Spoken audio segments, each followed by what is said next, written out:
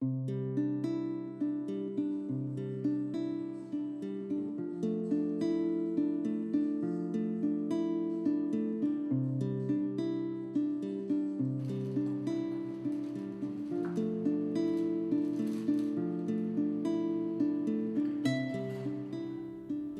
한 구석마다 자리 잡고 있는 작은 책방을 본 적이 있으신가요?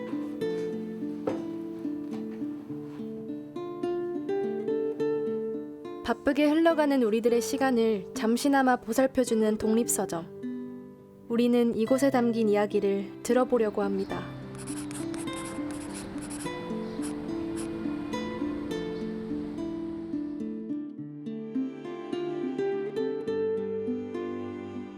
모모책방은 이제 화성에 있는 독립서점이에요. 화성에 있는 독립서점이 많지는 않은데 모모책방도 그 몇 개 안 되는 독립서점 중에 한 곳이고, 안산에서 2년 정도 있다가 화성으로 와서 지금 4년 차 운영 중인 독립서점입니다. 왜 이제 엄마들이 다 자식 이름으로 막 슈퍼 이름도 짓고 그랬던 것처럼 저도 제 자식 같은 우리 모모를 이름으로 매장 이름을 지어야겠다, 모모책방이라고 했고, 또 제가 굉장히 힘들던 시기가 있었는데 그 시기에 우리 고양이 모모가 저한테 곁에 있어주면서 항상 위로가 되어줬었거든요. 그래서 우리 책방도 다른 사람들한테 뭔가 곁에 항상 있어주는, 뭐 말을 걸거나 하고 그러지 않아도 함께 있는 것만으로도 위로가 됐으면 좋겠다, 그런 의미로 책방 이름을 모모라 지었어요. 모모 책방의 서재는 우리가 쉽게 볼 수 없었던 책들로 가득 채워져 있었는데요.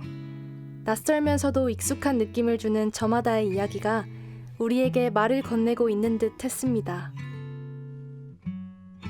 독립서점은 그런 대형 서점과 다르게 좀 작가만의 좀 색깔이 있는 그런 작은 출판사에서 만든 책이나 동네 주민이 쓴 책이나 그런 것들을 판매하는 그런 소규모 서점이라고 생각하시면 될 것 같습니다. 너무 자본의 논리로만 배치되는 책이나 혹은 어떻게 보면 다양성을 좀 사라지게 하는 그런 베스트셀러의 그런 구조, 그런 것들에 있어서는 그 대안으로는 독립서점이 역할을 하는 게 있다고 생각을 해요. 다양한 존재들이 함께 살아가는 공간인데 그런 이야기들이 함께 다루어져야지 맞지 않나? 그리고 몇몇의 유명한 사람들이 그런 출판 시장을 다 독점하는 것이 아니고 아주 보편적이고 평범한 사람들이 쓴 이야기들도 동일하게 집중되는 구조가 마련되면 좋겠다, 이런 생각을 늘 하는데, 꼭 그런 비용이나 광고비를 내지 않아도 당연히 동일한 공간에 비치를 할 수밖에 없는 게, 1차적으로는 책방 공간이 좁아요. 그래서 여기서 아무리 급을 나눠봤자 한계가 있다는 거죠. 그래서 모모책방이나 이런 작은 서점들은 아주 평등하게 어떻게 말하면 평등한 구조로 책이 놓여집니다. 등단한 작가가 아니더라도, 꼭 자기가 어디 공모전에서 수상한 사람이 아니더라도 누구나 자기의 생각과 의견을 좀 이야기하고 책으로 소개할 수 있는 그런 시대적 흐름에 따라서 독립출판 문화가 활성화됐고, 그것에 부응하는 그런 방향으로 독립서점의 개체수가 좀 많아진 것 같습니다. 5년 전부터 독립서점의 수는 전국적으로 늘어나고 있는 추세입니다. 독자와 작가의 구분이 모호해진 요즘, 책방은 사람들이 자신을 표현하고 또 타인의 이야기에 귀를 기울일 수 있도록 각자의 위치에서 소중한 공간을 지키고 있습니다. 제 생각에는 사람들이 좀 소통하고 싶어 하는 것 같아요. 개인도 좋지만 그것보다 좀 다른 주변의 사람들과 연결되고 싶어 하는 욕구가 반영된 결과가 아닌가? 전 그렇게 생각이 되고요. 그런 경험을 소비한다고 해야 될까요? 대형 서점에 없는 그런 연결이 독립서점에는 있다, 이렇게 얘기할 수 있겠죠. 나를 찾는 책과 따뜻한 환대가 있는 공간, 모모책방, 이렇게 적었거든요.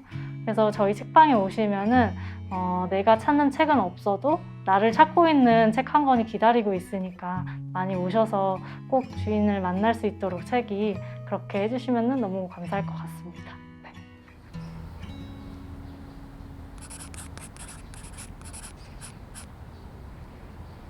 제가 이 근처에서 계속 살았었는데 이 길이 너무 아까웠어요.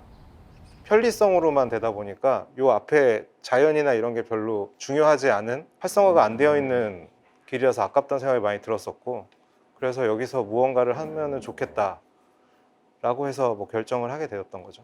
네. 저는 최형진이라고 하고요. 보통 여기서 이제 모임 같은 거 하면은 그냥 부르기로는 그냥 책사장이라고 보통 불려지고 있고, 네, 여기서 보통 책사장 이름처럼 책을 주로 담당하고 있습니다.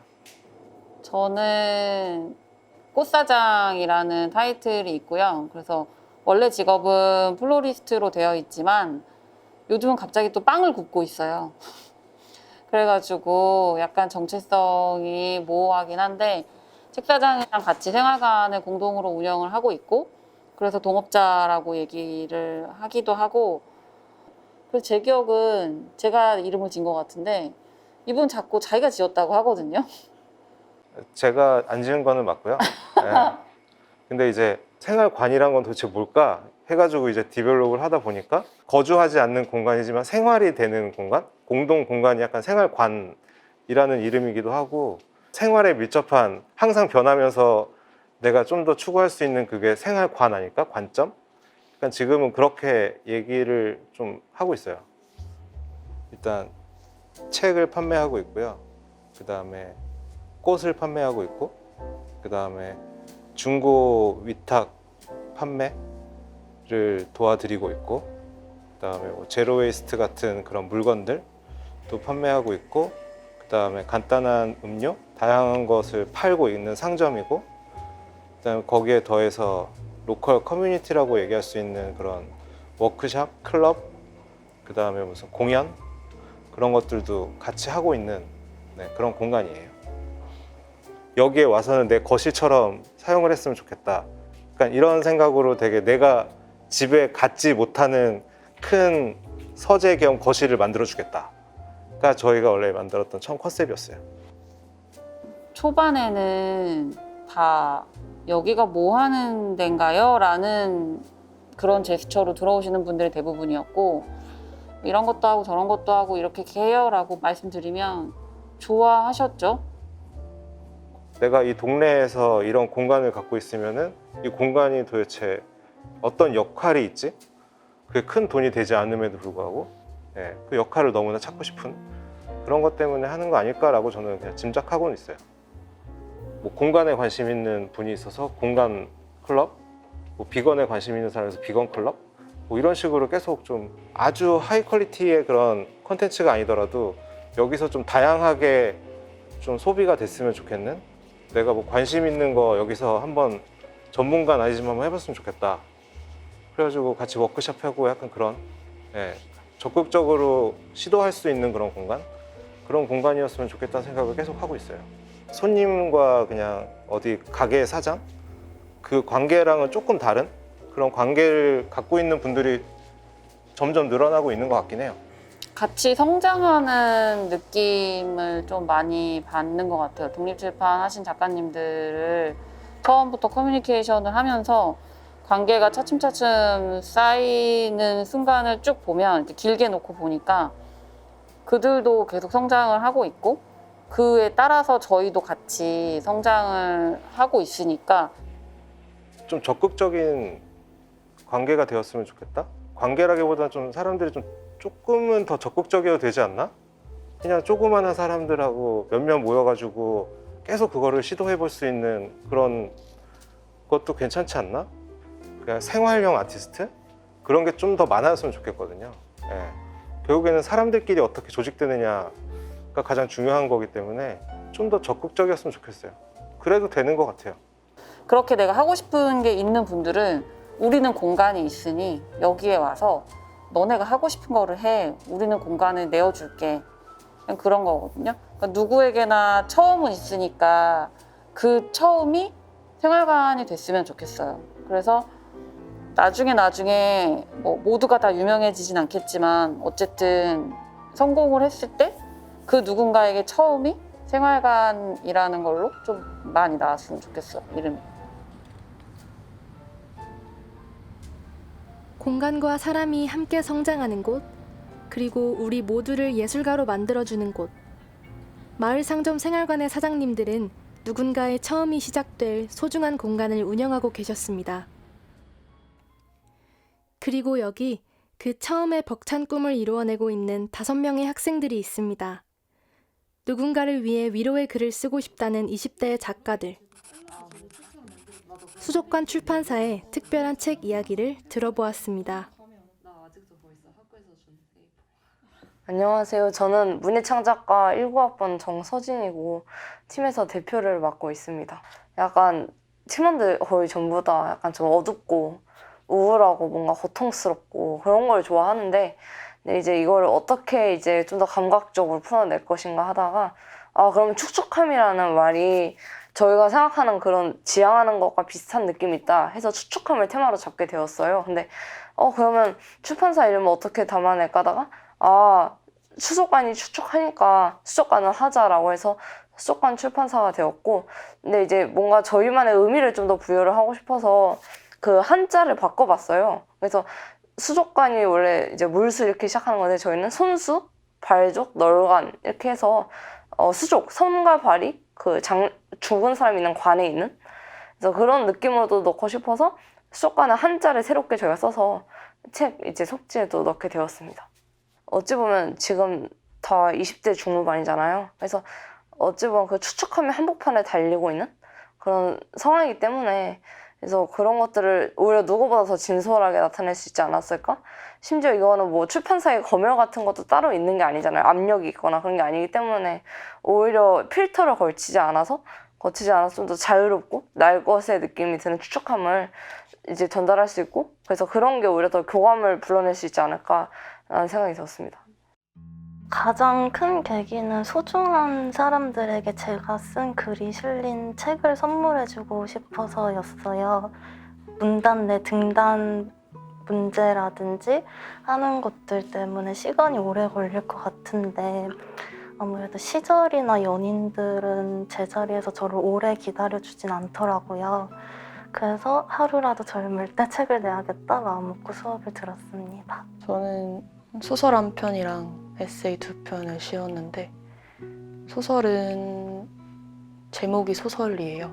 작을소에 눈설자를 써가지고 소중한 사람의 죽음을 겪고 남겨진 사람들의 이야기를 썼고, 소설은 책이 실제로 나오면 엄청 뿌듯할 것 같아서 학교 다니면서 진짜 엄청 강렬한 기억으로 남을 것 같아요.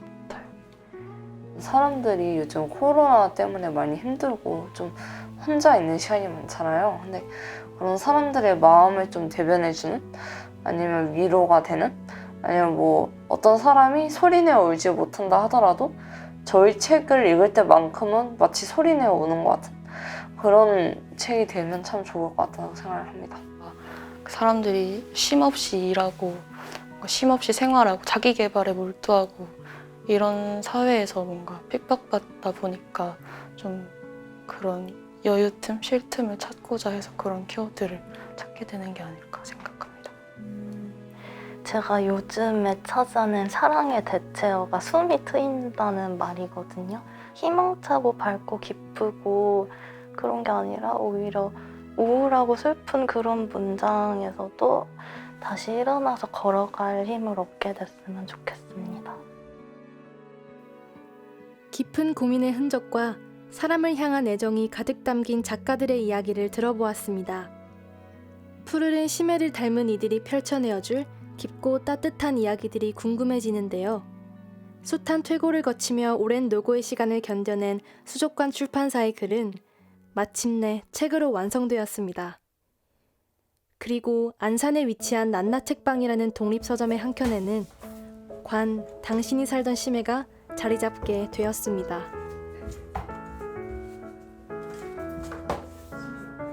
그 수족관 출판사라고 하시면서 서점에 찾아오셨었어요. 그래서 서울예술대학교에서 출판과 창업 관련된 수업을 듣고 있는데 마지막에 독립출판물까지 제작을 한다고 하셔서 저희 쪽에 입고가 가능한지 문의를 주셨고요. 그 수족관 출판사 및 다른 분들도 이렇게 출판사를 각각 만드셨더라고요. 그러면 이제 입고할 때 같이 하면 더 시너지가 있을 것 같아서 각각의 독립 제작물들을 총 12종을 저희 낱낱 책방에 전시를 하고 그리고 판매까지 이루어지도록 그렇게 진행하려고 합니다. 언젠가 성숙한 작가가 된 학생들의 이름을 다시 만날 수 있는 날이 기대되어 입고를 결정하셨다는 사장님. 우리는 낱낱 책방의 이야기가 궁금해졌습니다. 사장님에게 이곳은 어떤 의미를 가진 공간일까요? 서점을 오픈하기 전에는 그냥 책을 좋아하는 독자였고요. 원래 좋아하는 걸 하다 보면 더 많이 하고 싶은 관심이 좀 넘어서잖아요. 그래서 이런 공간이 나에게도 주어지면 참 좋겠다라는 생각은 했는데, 그래서 그냥 언젠가 내가 차곡차곡 책을 구매하다 보면 그런 쌓여진 책으로 뭔가 할머니가 됐을 때쯤에 뭔가 나만의 서재를 공유를 한다던가 공개를 하는 그런 꿈만 가지고 있었다가, 이제 안산시에서 청년몰을 오픈을 준비를 하고 있고 청년 상인들을 모집한다는 공고를 보고 지금 아니면 언제 내가 도전을 해볼까라는 생각으로 도전을 했고, 이제 여러 과정들을 거쳐서 선정이 되어서 이제 이 자리에 낱낱 책방을 오픈하게 되었습니다. 지금 8살 된 아이인데 1살 때부터 그 인형을 그냥 자기가 낱나야 이렇게 이름을 붙여서, 그러니까 진짜 어디를 가든지 그 인형을 데리고 다녔거든요. 근데 그 모습을 보는 순간 그러면 책방 이름을 낱낱 책방이라고 해볼까? 라는 생각이 들더라고요. 그래서 요즘 사람들이 많이 바쁘기도 하고 책을 많이 좋아하고 막 이런 것들이 아니니까 많이 읽지는 않더라도 한 권을 읽더라도 뭔가 그냥 어디든지 뭐 여행지에서도 아니면 잠깐 쉬는 시간이 생겼을 때 데리고 다니는, 가지고 다니는 그런 애착책을 만나는 곳, 우리 서점이 그랬으면 좋겠다 이런 생각이 들더라고요. 그래서 책방 이름을 낱낱 책방이라고 지었고요. 제가 그냥 정자로 낱낱 책방이라고 써주고 보고 써봐 라고 했거든요. 그래서 크레파스로 따라서 써준 게 지금 낱낱 책방 간판에 있는 그 폰트예요. 뭔가 진짜로 책방 주인이 된 게 아직도 실감이 안 날 때가 있어요. 책으로 둘러싸인 이 공간에 있을 때도 너무 좋고, 그 느낌이 아직까지 되게 벅찬 느낌일 때가 있고요. 그리고 엄마가 좋아하는 일을 하는 거, 그리고 결혼을 하고 아이를 키우고 이제 경력이 단절되었는데 그거를 그러니까 약간 멈추는 것보다 만약에 본인이 일을 할 수 있고 뭔가 도전하고 계속 해나가는 모습을 누군가에게 좋은 레퍼런스가 될 수도 있지 않을까라는 생각을 했어요. 제가 힘든 순간이 오거나 이 책방을 떠나고 다른 일들로 약간 휩쓸려가는 그런 때에 이게 붙잡아주는 힘이 될 수 있을 것 같아요. 내가 좋아하는 거에 이렇게 몰입했던 적이 있었지. 그래서 그때처럼 다시 용기를 내보자. 불안해도 그렇게 힘을 줄 수 있는 시간이 되지 않을까. 그리고 그런 시간이 됐으면 좋겠습니다.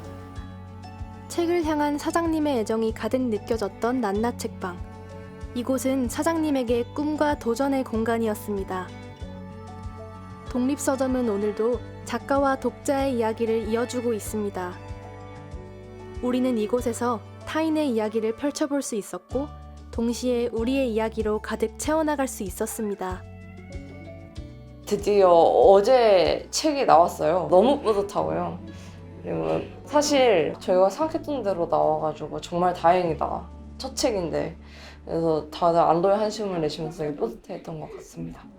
등단을 해서 글을 계속 쓰는 것이 가장 좋겠지만 그게 아니더라도 이 수업을 통해서 내가 스스로 책을 만들 수 있다는 걸 알게 되었기 때문에 계속해서 글을 쓰면서 투고도 하겠지만 독립출판을 계속 시도해볼 마음도 있는 것 같아요. 이렇게 기존의 기성 출판 외에도 이렇게 각자 소량으로도 개성 있는 작품들을 만들 수 있는 이런 독립 출판물 이런 것들을 보여드리고 싶었어요.